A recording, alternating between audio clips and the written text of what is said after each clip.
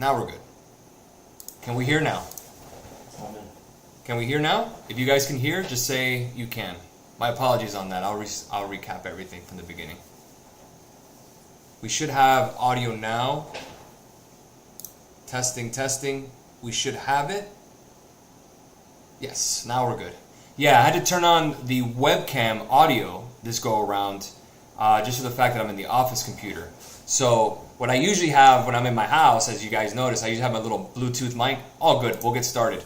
So welcome again to the aftermarket recap. This guy right here, this is Nick DiGiacomo. He's the VP of Options Trading here at G.A.R Capital and one of our 101 teachers. He teaches pretty much every day, different members from all over the world. So again, I'm glad for taking the time out of your schedule, Nick, to hang out. We're going to talk about the markets here, so here we are. Before we begin, like I said, bottom right-hand corner of your screen, click on that white logo, turn on notifications, subscribe to our channel, and make sure to hit that like button if you like these videos. I apologize for the audio again. So the Dow did bounce up today, 0.74%. The NASDAQ was really the big mover, up nearly 2%. S&P up 1.3%. The VIX down 2.5%. Let's take a look at the VIX together as we go along. And you can see the VIX is starting to test that support of 2272, which is right here. And we sliced through that 100-day moving average on the VIX. That shows that we may have more upside on the S&P, which we'll get to here in a second. The VIX is so key, guys. I told you that in regards to the trader tips. Let's take a look at equal weight S&P up 0.84%, IWM up 1%, which is small caps. The dollar basically flat today. 10-year yields are starting to gain 2.5%. Basically now we're at 2.373 on the 10-year. So let's kind of expand the 10-year a little bit, and we can start seeing that really your next resistance is right around 2.614. And that makes a lot of sense because we know the Fed is on a path of raising rates. So let's see what we get continuing. 2614 seems like to be a good level on a 3-week chart over your 2-year span. Now the only thing you have to think about here, 3-year span, excuse me, is that what's going to benefit with TNX going up. That's when you start looking at the financials. We can bring up XLF here, and let's go and bring up a daily. And you can see we're closed above that 100-day, which is a really nice move. But again, you're not going to get a lot of room here. Really, the only thing you're looking for is 40. So that's where you start looking at Goldman Sachs. Again, had a decent day today. Was up earlier in the day, 1.18%. Take a look at JPM, up 2%, but faded in the morning. Citibank, same thing. So with financials, it's a little difficult. You almost have to day trade them or catch them, open them at the end of the day before, and hope for a gap up. That's what it seems like where we're going. Let's go ahead and take a look at bonds. Again, high yield credit, up 0.51%, 82. Let's take a look at here. Let's look at crude, because I know people were asking about oil. And Carl Icahn said that he thinks that crude has peaked. Now, he didn't give an exact level in terms of peak. So again, kind of a blanket statement. But again, in terms of technicals here on the 1-hour chart, we can see we're still bullish. Higher highs, higher lows. If you go to the daily here, guys, you could start, again, very tight. We know, really the target here, guys, 114.70 to 115. That's your 38.2 Fibonacci level based on the daily. We should, if not, tap that, and then we could retest down to 110. And again, it really depends if we have a peace deal or anything like that. That could always change the market. For example, news affecting the market. I had BABA calls yesterday. All of a sudden, they decide to have a stock buyback overnight. Kill their calls. That's the name of the game. It happens. That's out of your control. That's just bad luck at the end of the day.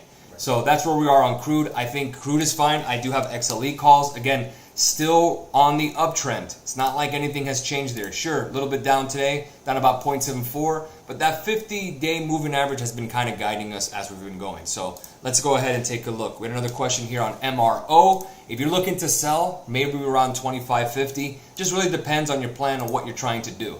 So again, 25.70 is your resistance. Could be a double top. You could probably get to 25 and see where you go from there. But if I own shares, I'm not really worried about squeezing 30 to 40 cents on a stock. You can just close it and be happy with your money, just depending on what you're looking for. Again, gold was down today. You can see all the commodities were taking a hit. The dollar didn't really do much. You can take a look at Bitcoin, 42,665. In order for Bitcoin to do anything remotely interesting to anybody, is really what you got to break is 46,000.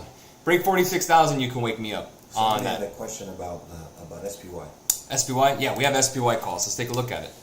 So SPY calls, if we bring up the daily. This was in the analysis on Saturday. This was in the analysis on Saturday, right? That's what we did. Right. Really, our target's right here, the 100-day moving average on the daily. Really, the level that you're looking for here is 458.51. But really, once we're above 453.45, that's really anyone's game. That's where it's really about the bears and the bulls. Who's going to fight more? Who's going to have... Are we going to have imbalance of buyers or imbalance of sellers? This could be a complete bull trap. Yeah. This is why I've not bought stocks in that sense of just wanting to load up. But expect to get there this week. I think we get there this week, yes. Good. So I do have SPY calls. I have QQQ calls running. We caught Tesla today off that 950 break. We caught Facebook today, and we also caught Palantir. So good stuff. And when the which was on the watch list. Yeah. So the watch list really gives us a sense of kind of a roadmap to what we do every day. So let's see what else we got. Any thoughts on CVLT? CVLT.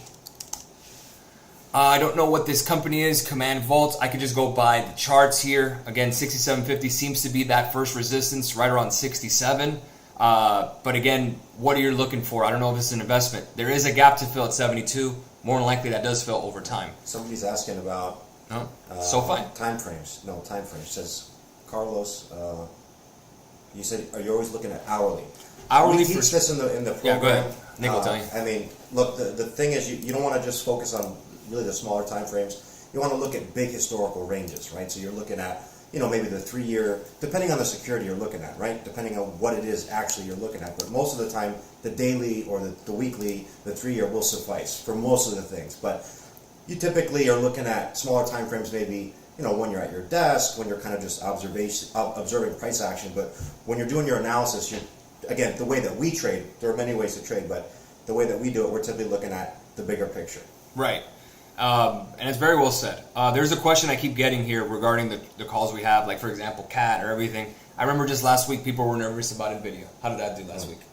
Got to trust it. You got to stick with it. That's why I say about the trader tips, have your analysis, have the reason why you're in. Right. And if you're worried about a position anytime as a trader, I totally get it. The number one thing you do is absolutely close. Immediately. It's just not worth the headache. I don't care. There's no price on that. And to that point, I mean, you got to have some sort of level that you trust that would invalidate the setup, right? Mm-hmm. A lot of times, particularly when you're trading like weekly expiry options, you get a lot of fluctuation in the price and the premium just due to the volatility, not necessarily because the trade is a bad trade or it just may not be working yet. So in regards to those CAT calls, we got some rotation into tech today. The trend is still up. It's still bullish. It hasn't been invalidated yet. But again, when you trade those weekly options and you're not trading the underlying, the stock itself, you're subject to all the Greeks and all of those variables, theta, delta, gamma, vega, all that stuff. Yeah. And so that's why it gets a little tough with options.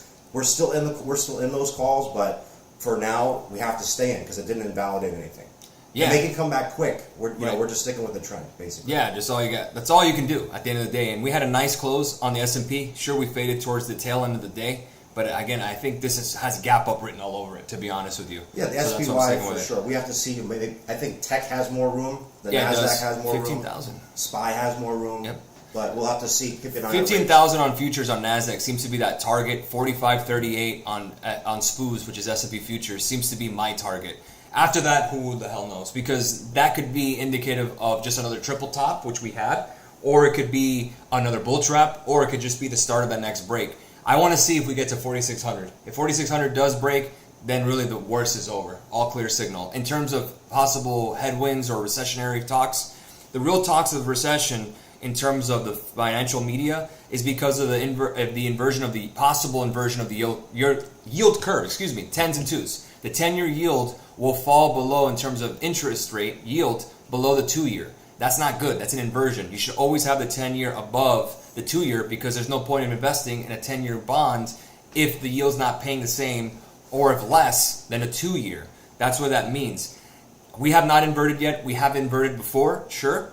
But at the end of the day, people say it's a recessionary signal. That's why they throw that word out there. But GDP is still going strong. Employment is still strong. Yes, inflation is higher. We know that. But we know that the Fed is taking the possible steps. And in kind of a weird way, the Fed is kind of, in the market's kind of pricing. And, if they're raising now, hey, they can always cut later.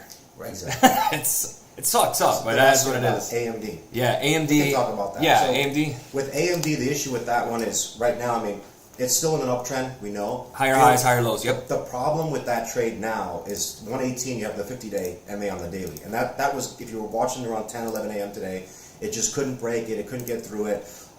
Just drawing a couple lines. Even though Q's, the tech sector was still bullish. Semis didn't really around here. Semis didn't really perform that well today. Anyway, case in point is with this trade is we have to wait until see really tomorrow. The negatives about the trade is that it couldn't break above that 118 level, and number two is it did close below its 200-day on the daily. Right. It's still in its uptrend, but again, it's lost more ground. Right. You can see on the daily still stuck in that kind of upward channel range. So you are getting higher highs, higher lows. You still had great volume on those AMD calls. AMD tends to move quick. We know that. AMD, let's take a look at the volume on those calls. Again, I have 125,000 involved. Does not tell the whole story, no, but at least I can get rid of them. That's kind of the key. I want to buy something that people want. Remember, when you're buying an options contract, the only thing you care about is can I sell it for more than what I bought it for? Just like anything else. Pure capitalism, am I right? So again, looking at the daily on AMD, yes, the price action has been kind of shitty, but it's still holding trend. It's just that since we have the 120 calls, good news that we have until Friday. We just got to see if we can get above 118 tomorrow. If we have a gap up on Qs and SPY tomorrow, let's just say whatever headline you want, or just buyers come in hot like they did today, right. Again, you could see 120 AMD. Palantir, we had that today, and that was slow moving. The high betas and we caught that. The high betas worked today. We hit Palantir. The other one was what was the other one that we? We had Palantir. We had Facebook. Well, there was and Tesla. Else. Oh, the Tesla. That's the one that kind of stole the show. Yes. For the Nasdaq. I mean, you really didn't see. Apple. If you look at Twitter, Twitter looks nice. Twitter's starting to bull flag a little bit. Tech has a little bit more room, but the semiconductors were a little bit out of rotation today. You didn't really see them cover as much ground as some of the typical FANG names that you. I had an alert at 9:50 on Tesla right here, and I thought once we get that break, we were going to get higher to that 100-day, and that was our target, and that's how we got it. It was a quick one. I love those. I think it went as high as like 522%. But at the end of the day, some people held, some people didn't. I got 45% on it. I'm happy. My thing is, does the guys get it? That's all I worry about. So good on them if they caught it. I've hit Tesla so many times before. I've been burned by Tesla so many times before. Seeing 500% doesn't really change anything. The highest I ever got on Tesla was 5,000%, and that was amazing. That was a signal. That was a signal, but it was those are hard to get. That's rare. That's very rare. It's very rare. Very rare. But let's see if we had another double bottom on Google. That was from Jorge. You almost look like a triple bottom, but you can see your double bottom here. And I think Google is an amazing company. I definitely want to buy more. But again, this level in S&P worries me. This is the level here, right near 4585, 4600.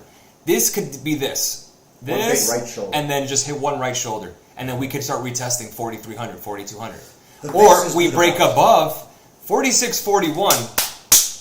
That's it, man. You basically said the worst is over, and then we'll see if seasonality kicks in. April should be positive. We're getting to the tail end of March. There is headwinds, obviously, with inflation, but you can starting to see the risk appetite come along for stocks. That's what we're seeing here in the market. Again, the VIX broke down today, right? We noted that. We know, it has a little bit. We have a little bit more room to go. Respective resistances on the indices. They're coming up, right? So we got to see.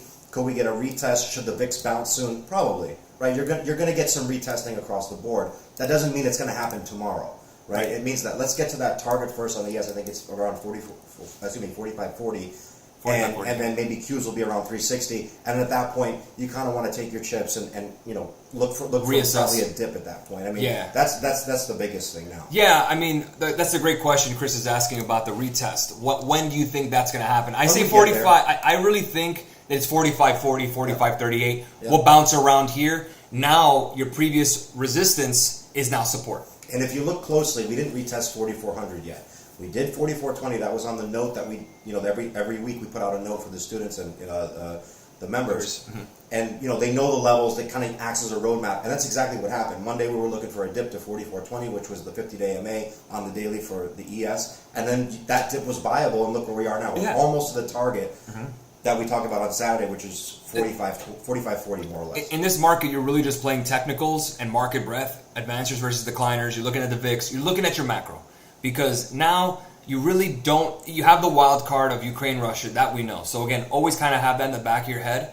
But look at the technicals. The technicals are going to give you the roadmap of what could possibly be. There's no such thing as a sure thing. We know that. But in poker, if you have 2 aces, that's the best possible hand you can have to start with. Doesn't mean you're going to win, but again, it's a good start. So again, the technicals are showing us a really good start, a nice bounce. We have a little more room. Are we running out of room? Possibly to 45.38. We got about 40 handles. Would I want to go long futures here? No. Would I want to trade some SPY calls? Yes. Short-dated something stuff. short-dated. So 45, 40, that's what you're looking at. If we break above that, then you start talking about 4,600, and then the worst is over. And then, yeah, you're gonna have to put some money to work then.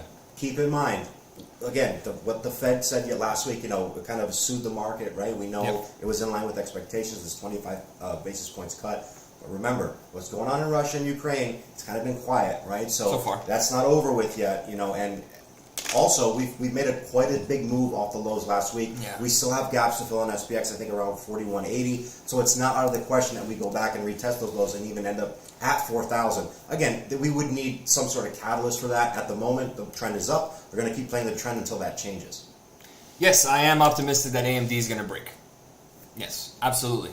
We do have a little more, you can see here, setting up the channel here. If we start breaking below 114, it's invalidated, but we have a little more to the point of 118. I think 118 breaks tomorrow. I don't even say 118.48 breaks tomorrow. Level. I mean, the problem is with the options is they just expire. Yeah, so if you look at that level, like this 111? Once you break 112, the uptrend becomes invalidated, and then at that point, you should be short because the trend is down. Right now, the trend is still up.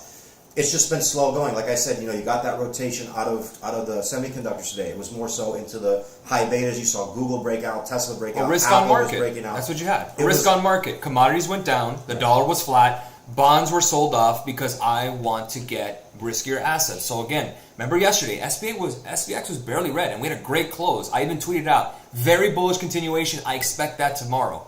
Guys, not rocket science. You're seeing the chart. Everyone can see exactly what you're seeing. Right. Again, it's all about perspective at the end of the day. But again, we know what it is. Is it a bull market forever? No one's saying that. But at least for this week, the way we're moving, now you can start making some reasonable conclusions that S&P future can hit and possibly will 45.38. Right. Could you say we could go down? Sure, we can go down. Sure, we can go up too. But so again, but what is the target of us going down? Having a blanket statement saying we're going to go down does nothing for you. I promise you, no one makes a dollar saying that. You better have your targets ready to go and understand why you're getting into something and the level when to get out and when you're getting in. Very simple. And we teach that in the program. Yes. A lot of the things, when you first start, including myself years and years ago, you don't know if you can trust yourself. You don't know, you might watch a YouTube video or read some books on trading and some technical analysis stuff, and you might say, well, this is where I should put my stop, or this is where I would know I'm wrong. A lot of it comes from screen time. A lot of it comes from, mentorship. You find somebody who kind of shows you the way to look at things correctly, and then you observe the right things. And again, there's many ways to skin a cat. There's many ways to trade, but, what we do works. And again, we post the analysis every Sunday for the week. I think he was asking about RSI on AMD. I apologize. Go ahead. For what? Oh, you're saying there's a divergence on AMD. How do I tell it's a bear signal? There's an RSI divergence. I don't see blow it. Blow up the daily? The daily, I mean, you're at 50. So yeah, it was a nice bounce from oversold, but we never got to oversold on 30 level. We're literally in between 70 and 30. So at the end of the day, they're right in the middle. I don't see anything on the RSI. To be fair, I really don't use RSI much, to be fair. But I mean, I don't see anything there that says. About that, yeah, you could talk about it. Sure. Divergence, bullish divergence. I don't see one on the daily. Again, maybe you're looking at a smaller. You're right in time the frame. middle. I don't see one at the moment, right? And again, remember the RSI is just one indicator. Yeah. And so be careful with using a lot. RSI is good. On the bigger time frames, I definitely use it. Smaller time frames, not really. Again, depends what you're doing. If you're a high frequency trader, you're just going in and out quick, right? So you're not really paying too much attention to those. Maybe on the smaller time frames, if that is how you were I don't see the divergence on the 1 hour. I don't see it. You're right in the middle. Now, in terms of AMD, I mean, if you look at a 20-day chart on a 1 hour, you're still above where you started. So again, you can make that conclusion that we are on the uptrend. On shorter time frames, yeah, you can start to see different things happen. Sure. But remember, the bigger picture is always more important, right? Again, we are trading in a kind of a finite window, right, from Monday to Friday typically when you're doing the options. But with futures trading, you're looking at the bigger picture. Even with options, the trend is still intact up. So that's the biggest thing to know. Shorter time frame, We're still within the channel. We just kind of have to wait and see how the movie ends. Yeah, I get that question all the time that, oh, what do you look at more, the hourly or the daily? And I say, well, again, if I'm doing options, it's more times than not short term. I'm going to take a look at the hourly, but the daily is really my main thing because the daily gives me the real trend within a year. So it's kind of difficult to do puts when you have a bullish chart on the daily. Yeah, you want to buy dips then. So again, you're kind of looking at both. You let the moving averages kind of dictate a little bit where you're looking at. Right. Just like anything else, I think what individual traders want is that one indicator that they could lean on forever. That kind of like, it doesn't work like that. That crutch. Like no matter what the moving averages, moving averages can be wrong. Listen, I've traded based on moving averages. I've got them right plenty of times. I've got them wrong plenty of times. Because remember, everyone sees what you see too. You saying we're going to recapture that moving average is another trader saying we're never going to touch that moving average. Right, and so you want to look at, again, other products. What are you analyzing? Trading is kind of like a puzzle. There's like an art and a science, right? So you got to look at the right indicators, and kind of put the pieces together. So you know how some of these instruments move. You've spent a lot of time with them. You know what they typically do. You understand price action. You know patterns. Again, you're looking at the VIX, right? And then you're kind of trying to compare and look at what the projected move might be based upon the structure of the VIX, or maybe you're looking at your interest rates, the dollar. What are some of the secondary, inverse, well, for lack of a better word, inverse relationship instruments that you're looking at, kind of dictate what your probabilities are.